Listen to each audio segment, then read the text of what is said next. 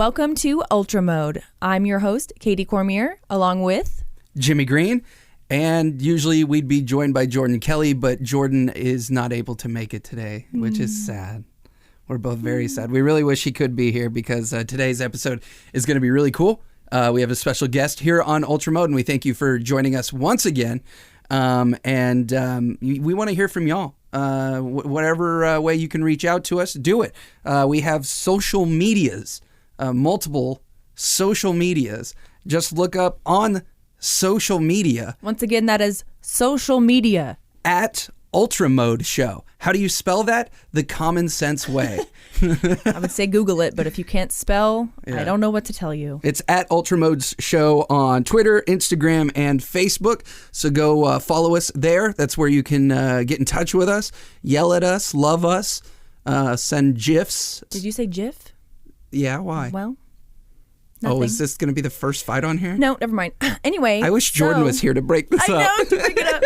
Jordan! Okay, sorry, anyway.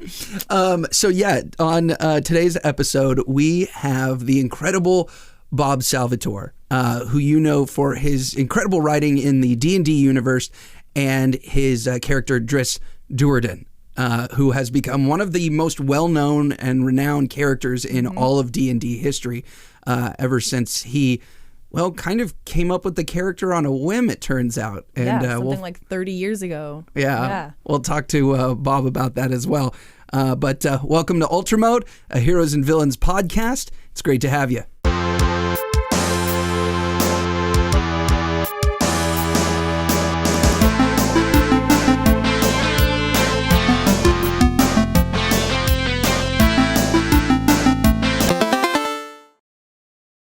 Right now with us, we've got Bob Salvatore. Bob, how are you doing today? I'm doing okay, recovering, but go ahead. Recovering? Yeah, my house got recovering from what? My house got hit with a tornado or a microburst or something, and it was the freakiest thing I've ever seen in my life. Oh, no kidding. How recently was this? 4 days ago, 5 days ago. The yard's still destroyed, but... Oh, geez. Yeah, I went through a microburst about 7 years ago, and it was the most insane thing I'd ever seen. Yeah. That's about what I would say. Amazing, though. The yard's destroyed, but the house didn't get touched. I didn't even lose a tile off my roof. Oh, my God. Kidding. It's the weirdest thing ever. I've got 40-foot trees lying all around my backyard. My pool, you can't even see it. You can stand next to this large in-ground pool, and you can't even see the pool because there's a forest on top of it. And yet, like 20 feet away, my bathing suit didn't even get blown off the railing.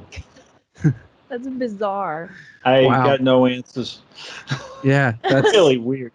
I'm glad you're okay. Yeah, we're okay. Thankfully, my wife was walking the little dogs and out in the front yard, and she heard there was a little bit of thunder, and one of my dogs freaked out with thunder, so she got back in the house thinking a little thunderstorm was coming, and the next thing we knew, it was like, what the hell is this? Little dog getting blown away. Oh, that would have taken her away. I mean, Yeah. they ripped trees out of the ground all around my property. wow. My neighbor caught most of them, so he's okay. Oh, my God. Well, But Bob, no, great. Thanks for asking. Good. Yeah. So glad to hear it. Well, Bob, you are a very well-known author, especially in the realm of D&D. You have contributed a character that has become legendary in his own right, which is Drizzt Do'Urden. And over a series of books, we've come to learn the story of Drizzt, and that he very much doesn't blend into the regular D&D character sets, I guess you could say. He's very different, personality-wise. I don't know about personality-wise. He's to me, he's a classic hero. Mm-hmm. But he's a drow up on the surface world where there weren't many, at least not back in the day when I started writing these, which was now 33 years ago, believe it or not. 1987 is when I wrote the first book. And so what was important for me with Drizzt is that he could be on site, be seen by people as the other. Okay. Mm-hmm. So that, it's the whole, no one would give him a chance to see who he was from the content of his character. Yeah. And it just gave me some nice opportunities for the classic outcast hero. And I think everybody kind of feels that way at sometimes, like they don't belong. And for him, he really didn't. What would you say was the inspiration for the character? Would you say there was a specific one, or? I can look back and see things that maybe affected me. Like I can look back to Fritz Leiber's work with Fafford and Gray Mouser and know that I wanted to write buddy fantasy, and that's what my books really are, a buddy fantasy, right? I mean, you walk down the road of adventure with this group of friends that hopefully you'll feel like a part of the group and enjoy the adventure through them. So I'd have to say that's part of the inspiration for the whole series. The character himself was done off. It was a whim. I was under pressure and had to come up with a sidekick character and just blurted that out for some reason. I still don't know. And, if I wanted to look back even further in time, I guess it would be growing up in the 60s, seeing a lot of things that happened then. Maybe some of the courses I took in college had an effect. I don't know. It just kind of developed organically. Yeah. It wasn't planned. He wasn't even in the original draft. He wasn't in the original sample chapter when my editor said she had to have a different sidekick because we couldn't use the one I had thought we were going to use because that was in a different part of the world. I just came up with them off the top of my head. Which, if I may ask, which character did you think that you were going to use that you weren't able to? Well, when they asked me, I had sent a book in that I had written in the early 80s and had spent most of the 80s polishing, getting ready. I was working in finance at the time. And I sent a book, and one of the places was TSR. And they asked me if they said, we only have room in that. We really like what you're doing, but we only have room in a schedule for the Forgotten Realms. Mm-hmm. And could you set the book there? And I said, what are the Forgotten Realms? They weren't out. There was no internet back then. And it hadn't even been announced. It was their new world that they were coming out with that after Dragonlance. And we talked about it a little bit. And I couldn't set the book there, my book. So they asked me to audition. And they sent me the only printed thing they had in the realms, which was the first novel called Dark Walker on Moonshape by Doug Niles. Mm-hmm. And so I wanted to use one of the Moonshae Isles. I thought the Moonshae Isles were the Forgotten Realms. I didn't realize it was this vast world at that point. Mm-hmm. And so I used one of Dareth's characters named Dareth. One of Doug's characters named Dareth, the Calamshite. Mm-hmm. As the sidekick who was going to introduce the characters in my book. And then we couldn't use Dareth, so I had to come up with, off the top of my head, a character, and they came up with Drizzt. And it was really weird, and it happened, and I'm glad. When you say you came up with the character, did the name come with it? Yeah, I was trying to convince the editor who was late for a meeting to sell the book to the sales force, which is really important because if you get them excited, they'll sell more books to the bookstores. And she said, I need a sidekick. And so first I was like, give me a week. And she's like, I don't have a week. And then she finally admitted she was late for the meeting. And off the top of my head, I said a drow elf. And there was a long pause. She said, drow? I was like, yeah, a drow. And then I started thinking, I'm going, a drow ranger, that'll work. And she's like, a drow ranger? And I'm like, yeah, no one's done that before. And she says, there's probably a reason no one's done that before. And I'm like, no, this will work. And I just got on a roll. And finally, at the end, she said, what's his name? And I said, Drizzt the Warden of Dairman and Shezbanon, the ninth house of Menzoberranzan. And she said, what? And I said, I have no idea. Can you spell that? Nope. Nope. What's no, I can't. Menzoberranzan? I think it must be a city. What's a Dairman? I have no idea. It just... I was under pressure and I panicked. Yeah. That's a pretty good chain of things to just come up with though. Worked. What you were saying with at the time there weren't any big drow characters, at least when you started writing the books. I was going to actually ask about that, in how popular he became as a character. How much do you think, because now drow and or any sort of in elf or in fiction or lore works of all kinds it seems to be a really popular thing now. How much do you think he lent to the popularity of drow, like in fiction in general? Do you think he affected that very much? Well, I didn't create the drow, obviously. Well, They no. were created in the earlier modules for Dungeons and Dragons by Gary Gygax and some others on his original team in some great modules. Following the Giant series, you have Descent to the Depths of the Earth and Queen of the Demon Web Pits and Vault of the Drow, these great old modules for the game. But I think Drizzt's popularity and the book's popularity, I mean, I don't know how many tens of millions of these we've sold, but I think that certainly had a big effect on the Drow becoming a major sub-elven race, I guess. You know, an offshoot of the elven race or different type of elf in the games, and you've seen a bunch of different takes on them, and they're still changing, and I think a big part of that is the popularity of that character. It's also why a whole bunch of DMs, especially in the early 90s, hated me so much, because I got a kid wants to play I'm going to play a good dark elf with 2 scimitars. How? My problem, dude. That's yours. Do what I do. Right. I don't allow them in my game.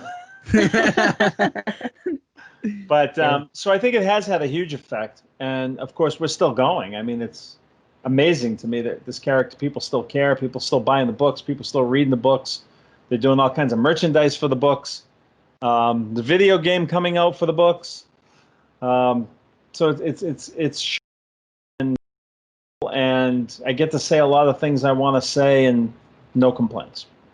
You know, there is an obvious difference aside from what you were just saying about the Drow with Drizzt, as far as having this kind of this inner turmoil from his background and to what emerging and basically joining the rest of the world.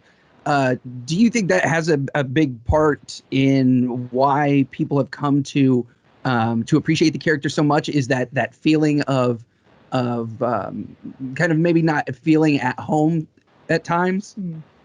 I think so. I think, he's when I started writing these books, fantasy was really a genre for teenage boys more than anything else. Mm-hmm. It's the truth. If you came to some of my early book signings, you'd find if 25 people were there, it was 20 high school boys or junior high school boys and the moms who drove them. That's really about it. But it's grown so much, obviously, now with the genre has expanded wonderfully now. It's forced us all to be better writers. It's forced it away from those roots. But who among us hasn't felt out of place? Yeah. Or misunderstood, right? And I think that's a big part of it. And then with Drizzt, you had the different component of that people could see he was from another place, right? Just by looking at him. Yeah. So you had that image of the other, and so people were bringing prejudices to him before they even would say hello to him. Yeah. And that became a really interesting exploration for me as I went along over the years. Still is.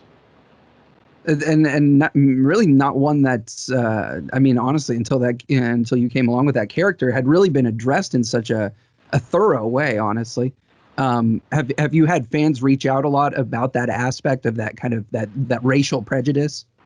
Oh, sure, absolutely. I've met a lot of fans who would say to me, it was so nice to finally see someone who looked like me be the hero. Or even more than that, like, I never thought of it like that before. It's been an incredible journey. I write for myself. I publish so that they'll pay me to write more, but I write for myself, and writing to me is a way for me to make sense of the world. And that's something that's always been there for me since I remember some of my earliest in the 60s, watching Muhammad Ali. And why is he going to jail, Dad? I was just a little kid. I remember all that stuff. I remember those riots. I remember the protests. I remember Martin Luther King and that whole thing. And I remember busing vividly in the 70s when they came up here to Massachusetts, and it was bitter and it made no sense to me, the fighting and the people hurting each other for no practical reason that I could see. So that did leave a big question in my head about what the hell is this all about? And I think that carried forward. And the writing helps me sort things like that out. And it's still so relevant. I mean, it's always going to be. Yeah. Definitely. especially especially today. Yeah, when Relentless came out earlier in the year, it's almost like people would ask me, "Did you write the book because of what's going on?" Mm-hmm. And as I wrote the book before what's going on was going on, and I planned the book 4 years ago. It was incredible timing. Yeah. Yeah, it's just one of those some things never change kind of thing, and that's kind of yes, they do. You watch. Yeah, true. But that is one of those power of media things, is of anything, whether it's novels or movies or anything, is that ability to address things like that, and it's great that you can see everything from down to not works in D&D about this exact subject, and reaching out to such a vast amount of fans at that. So with his story, now that it was kind of written where there was prequels and such, what would be the order you would suggest someone reads?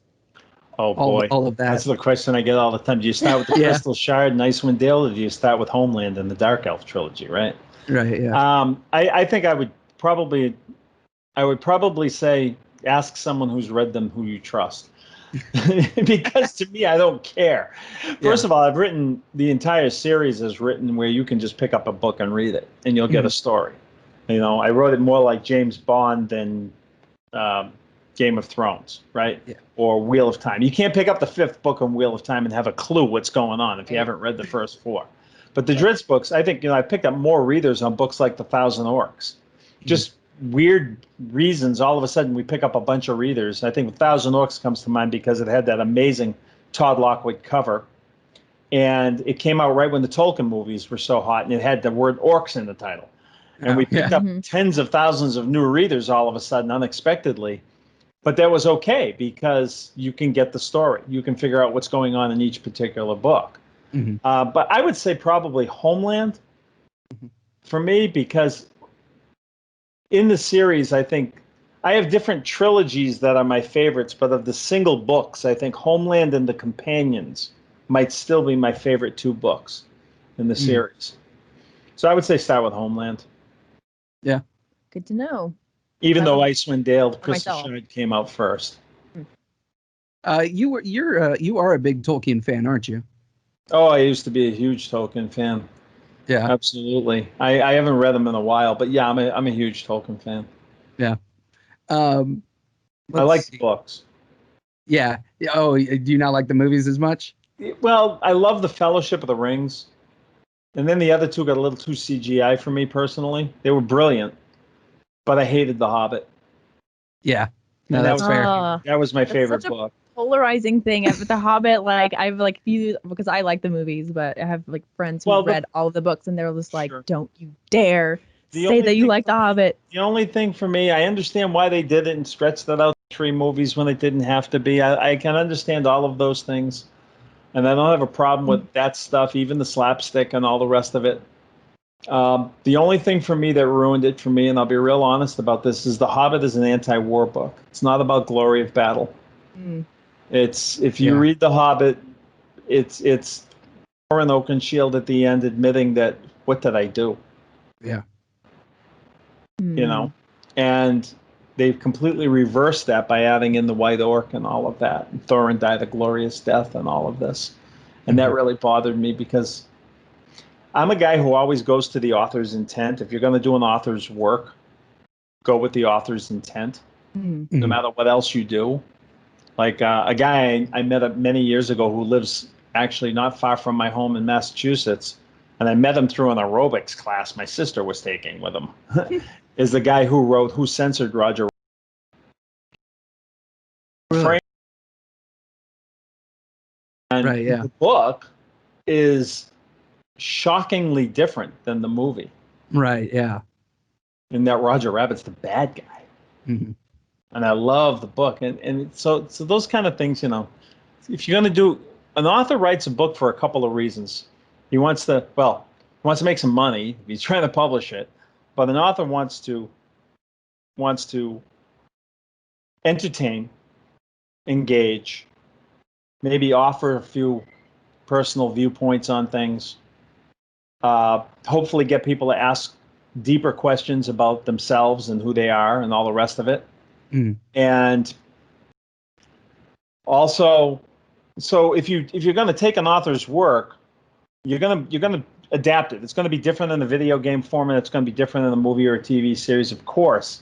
But you really want to go with what the author meant for character motivations and who they are as people. Right. And if there's a bigger story to be told, another perfect example is The Golden Compass, right? Look and saw the movie, there was a huge change that they left out of the movie. Yeah. A huge thing they left out of the movie. And to me, that's like, if you're going to adapt a story, adapt it honestly in terms of who the characters are, especially who's supposed to be the hero, the motivations, the beliefs, and what the story is supposed to be putting forth. And to me, The Hobbit is an anti-war, is an anti-greed, anti-war book. Yeah. I've never thought about it that way. Yeah. Or considered that. That's how I feel about, I'm a huge Harry Potter fan, and there's some things in the movies that I feel very strongly about as far as staying true to characters. So, yeah. And I'm not usually critical of any of that stuff, by the way, because to me, it's like there are going to be people who love the movies and who love the books and love both and hate both. And I'm not trying, this is just one person's opinion. Yeah. Right. Just to be clear. And I think Fellowship of the Ring was absolutely brilliant. Oh, yeah. So when I was in the movie theater watching Fellowship of the Ring, all I kept thinking is I wish my brother was still alive, because my brother was a huge Tolkien fan, and he passed away a couple of years before it came out. And he would have been sitting in that theater just like screaming in joy because that movie was just brilliant. I'll tell you, my dad was a huge Tolkien fan, started one of the first like Tolkien societies in the US back in the 60s. So that was my bed. I didn't know that. Yeah. That's so cool. Those were my bedtime stories growing up, and eventually led to an interest in D&D because he was the perfect college age for that back in like the 70s. Oh, yeah. Hereditary nerd cred. Yeah, right. But he and I saw all that original trilogy together, and it became a very like big thing to us to see those movies together. And then we went and saw the Hobbit movies together, and like it didn't feel the same. Whatever. I was having a great time in the theater watching the Hobbit. Okay. No, that's perfectly okay. It's absolutely okay. Yeah. So speaking of other properties and licenses and everything, or stuff that you might be a fan of. Obviously, you've made really popular contributions to like Star Wars and obviously D&D. Is there anything property-wise that you haven't gotten a chance to work with yet that you would enjoy doing that for? That's a great question. That's a great question. It's funny because now the stuff that I'm watching the most, the IPs that I'm watching the most and enjoying the most are either historical, like the Tudors, Black Sails. I just loved, even though it was kind of crazy in parts, but I just loved it because it was so much fun. But the other stuff I'm enjoying the most now is all the stuff that's being done by like Reese Witherspoon is doing, Big Little Lies, and Little Fires Everywhere, and Dead Again is another one. The Morning Show is another one. So they're more just really good contemporary storytelling. Yeah. What's the other one? The one in the Ozarks there. Is it called Ozark? I think it's just called Ozark. Yeah. I mean, it's just these people taking these situations and blowing them to absurdity and making it all make sense. Those are the things I'm enjoying the most now. But I think if I had to talk about, an IP, a science fiction fantasy type IP that would probably interest me. Boy, that's hard. That's hard right now. It really is. I was Battlestar Galactica. Both series were very different, and both were really good, I thought. The last one was. There's a couple of seasons of the Ron Moore Battlestar Galactica that I thought was like as good storytelling about the human condition as you can have on television. Yeah. Brilliant stuff. So I read, and I want to make sure I'm correct on this. You're a big hockey fan. Yeah, I used to play deck hockey for years and years and years, and some ice hockey on the ponds around here. Yeah. I'm a hockey fan. It's I was on the first 16 to, was it 16 to 18 Cadet League national champion deck hockey team. Oh, no kidding. Yeah, it sounds impressive, right? That there were 4 rinks, so we beat the other does. 3 teams and became national champions. Seriously, I have a Nice. trophy that says national champion. We He's beat like, I can prove it. Roslindale, a team from New Jersey, and a team from Pennsylvania. Okay. There were only 4 rinks. Well, who is your what team do you watch or root for these days? Well, the Bruins. I'm a Boston guy. Yeah. I just want to make sure. My favorite. I love sports. I absolutely love sports, and I'm a homer on what teams I like, but I don't hate other teams. Oh yeah, yeah. You know, I'm a Bruins guy, and I hear they just lost one of my favorite players, though. Torrey Krug signed a deal somewhere else. That sucks. But yeah. Well, but actually, you know, if you ever read my Crimson Shadow books, there's a character in it, a wizard named Brindamore, named after the Philly guy. Oh my God, Rod Brindamore. That's really funny. That's great. It's an Easter egg for you. I do that all the time. On the topic of hockey, then, if Drizzt was playing hockey, what position would he play? Oh, he'd look just like Maurice Richard. I don't know what he looks like. What does that mean? Maurice Richard was a wing for the Canadians in the late 60s and 70s, in the 60s and 70s, who they called him the Rocket because he was this little, he was small, but he was incredibly fast and you couldn't catch him. And he would just shoot in from the blue line like a streak, get the puck, and beat you every time. I loved him. You had that answer ready way faster than I thought you would. That was impressive. Well, yeah.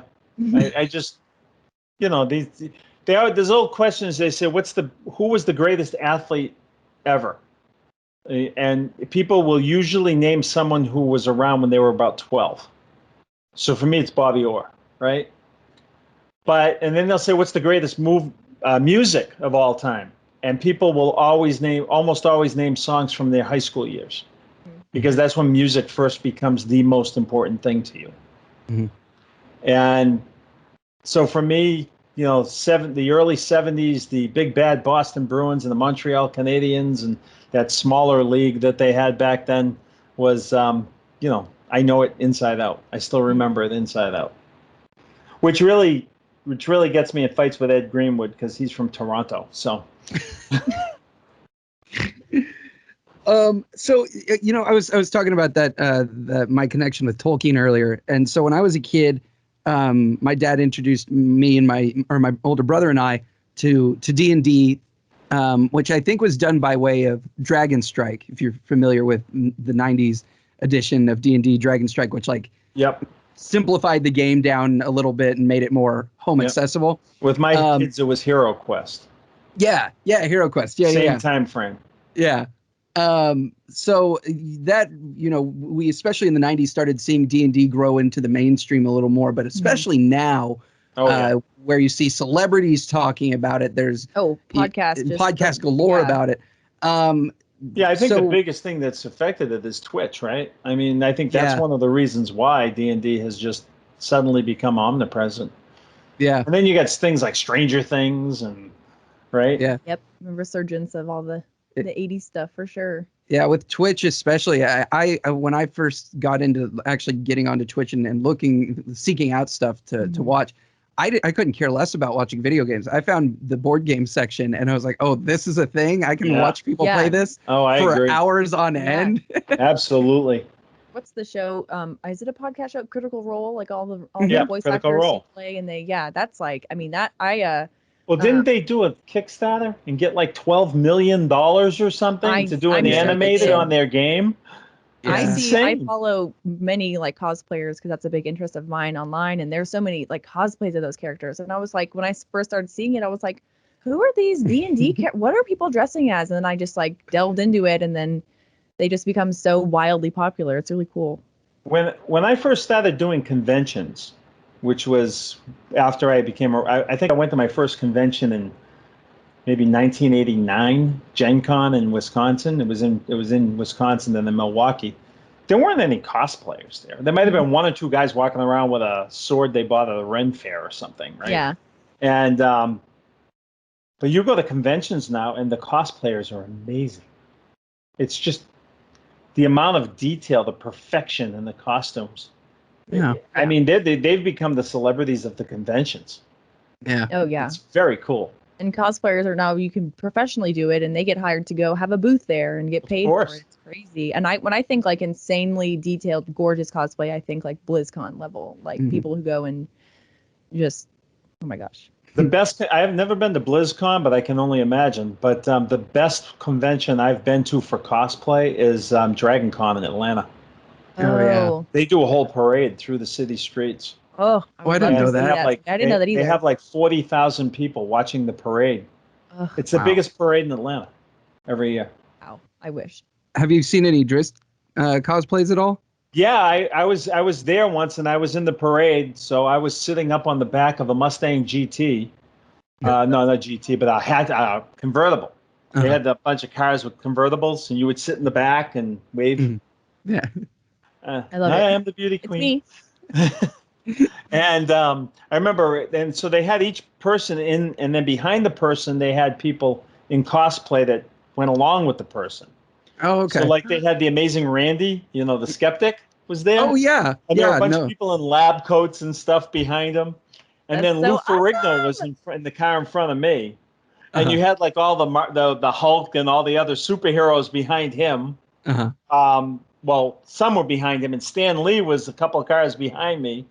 And he had all the other superheroes behind him. Behind me was a group called the Darkened Facade, who were a Drow cosplay group, and they were amazing. The outfits were just incredible. I want to hang out with them. Just incredible. That's really cool. Yeah, that was really fun. Well, in this expansion, you've seen the character go into with, like you said, video games. We've seen, pretty much all merchandising options. Yeah. Do you feel like the character overall this time has really lived up to your expectations? I thought he was going to be a sidekick in one book, and then I could go back to working. I could go back to working at my job as a financial analyst for a service department in a high-tech company. It was a great job, and I had a blast, and I stayed there for about.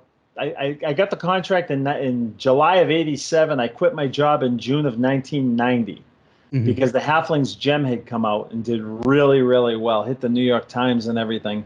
And so they asked me for 3 more books to tell where Drizzt had come from, and said maybe it's time to quit your day job. And I was scared to death. But are you kidding? First of all, this series has ended probably 5 times since I started. First book, second book. After the third book, they made me tie up the retaking of Mithril Hall in the end of Halfling's Gem because they said people were tired of these characters. We were going to go on to something else, and maybe I could get a deal for some different characters. And then they got a bunch of letters saying, where did Drizzt come from? So they decided to do a trilogy. And then it ended again after Passage to Dawn because I had this really bad breakup with TSR. It was not pretty. And I was like done. And that's when I went and did my DemonWars books. And then when Wizards of the Coast bought TSR out of bankruptcy, they asked me back. And so it got going again.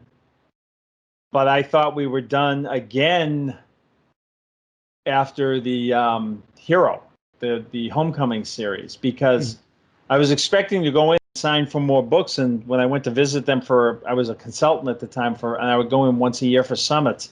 And I was ready my wife and I were planning to buy our retirement home, basically, a beach house. And I went in there ready to sign this big deal. I was going to sign for 10 books and just get it over with, and that would be the last contract I ever signed or whatever. And that's when they told me they weren't doing books anymore. So I thought that was the end of it then. It just so many times I expected it to be over and thought it was over 3 different times. Yeah. And I never expected any of this. Are you kidding? I just wanted to write a book. I wrote my first book, longhand in a spiral notebook by candlelight to Fleetwood Mac's Tusk album in 1982.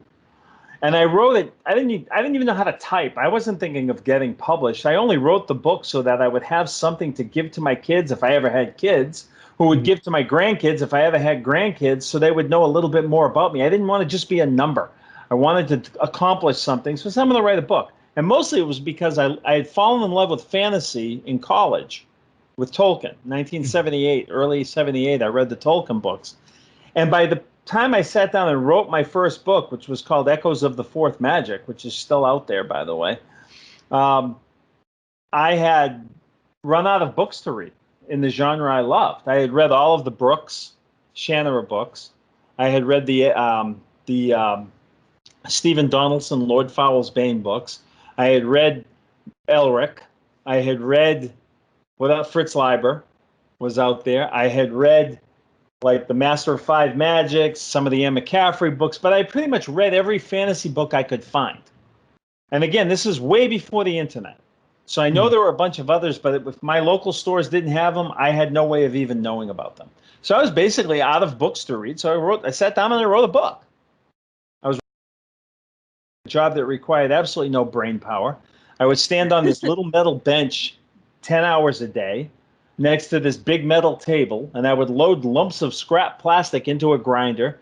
And the most intellectual part of the job was remembering every 20 minutes I had to change the barrel, or I'd get flakes of plastic all over the floor because the barrel would be full. Yeah. And that was my job, and the other duties in the plastics factory, all of which were equally boring. But I had to pay for college. This is how I was paying for college. That and bouncing in nightclubs, which was a whole different kind of fun. So I wrote a book in my head, and then I sat down and I wrote it because I wanted to.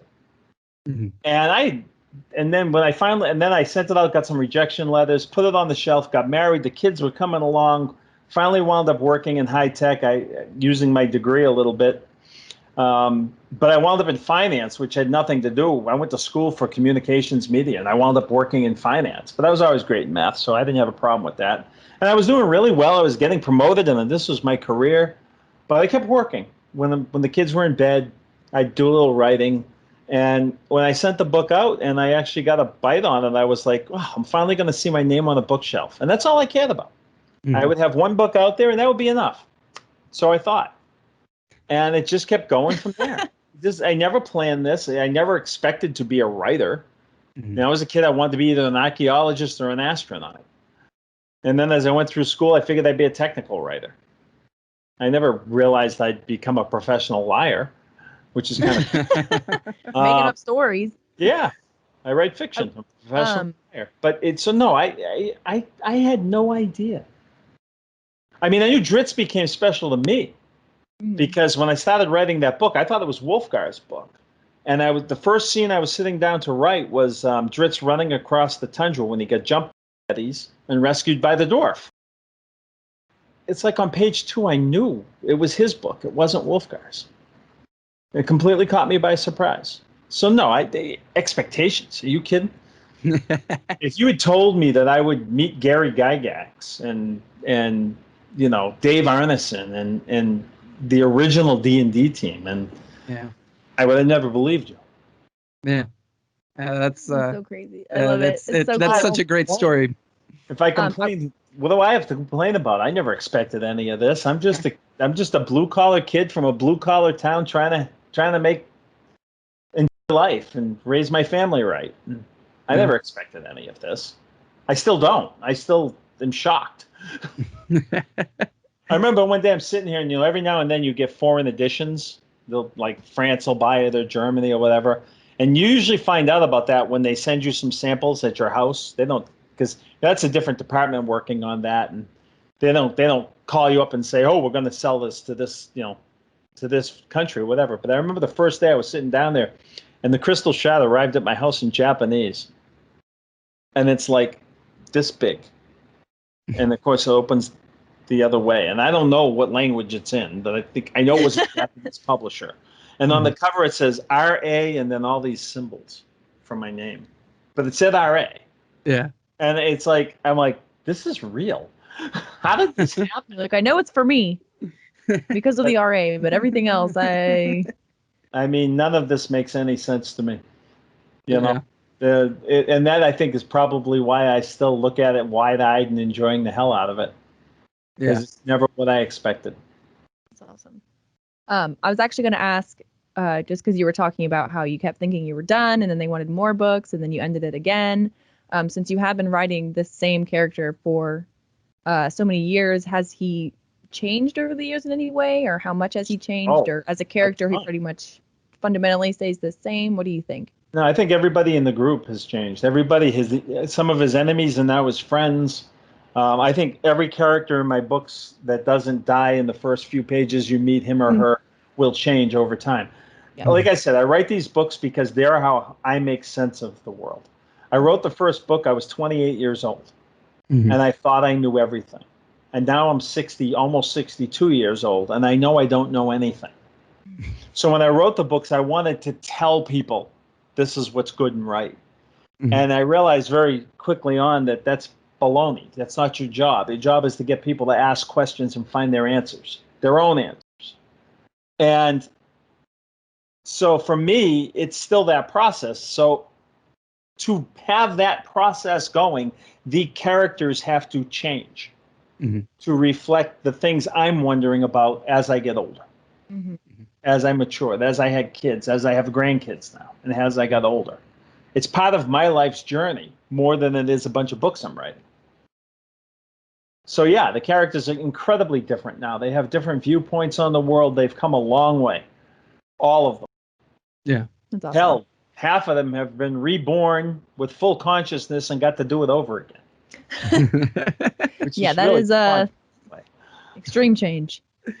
Well, yeah. No, go ahead.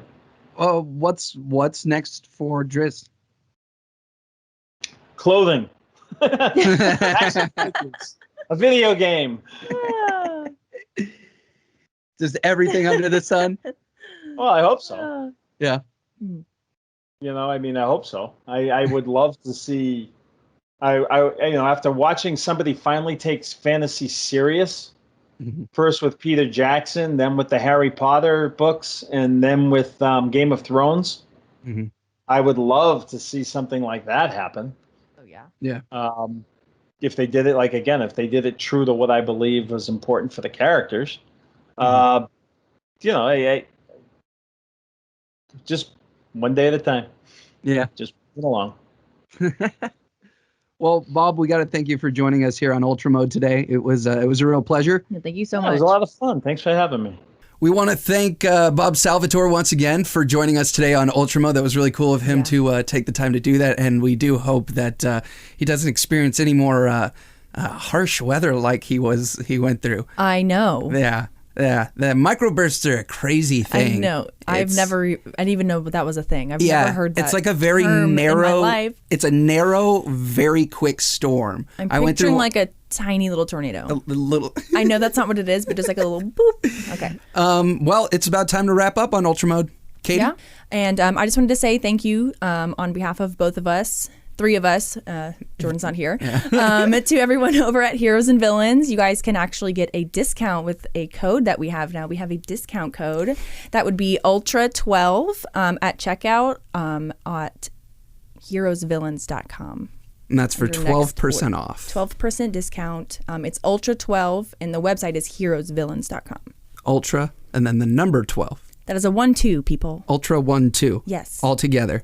And, of course, go follow us on social media at Ultramode Show. Social media. Social media. It means you have to be social with us. You have to talk to us. Sorry. No lurking.